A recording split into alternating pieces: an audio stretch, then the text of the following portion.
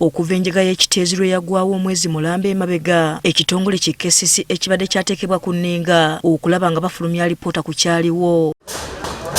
Kati olwaleero Sipiika wa KCCA Zahara Lwirika ayise Council okubasomera alipoota ku ebyo ebyazuulwa okuva ewa Lord Mayor wa Kampala Erias Lukwago. There have been no formal reports from the City Executive Committee to Council. Kyokka alipoota eno terabiseeko okuggyako ekiwandiiko ekisomeddwa amyuka Lord Mayor wa Kampala Doreen Nyanjula ategeezezza nga alipoota bwetaliiyo. We did not receive any communication from the technical team. Wano bakansala bakombye kwerima ne basalawo kansa eyimirizibwe okutuusa nga bafunye alipoota ekwata ku byaliwo ekiteezi.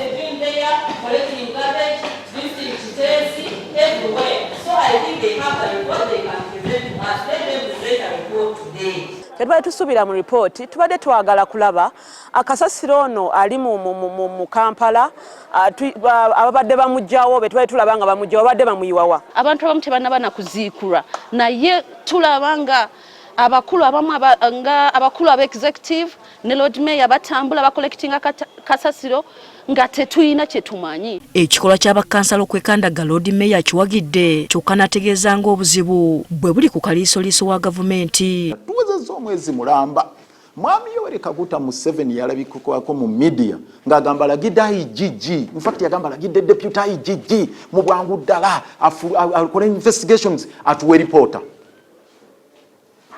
Omwezi Mulamba IGG tannawa reporter.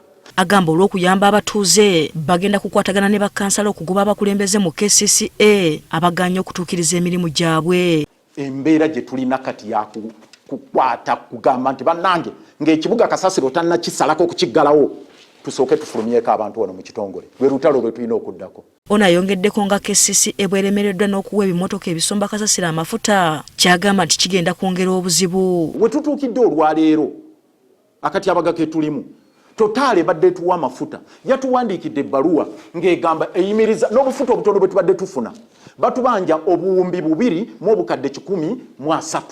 Ensonga za kasasiro ne KCCA oyinza ogamba buli lukya zeeyongera kutabuka ekyongera okweraliikiriza bannakampala ku butya bwe bagenda okukolera ekizibu kya kasasiro ali buli wamu.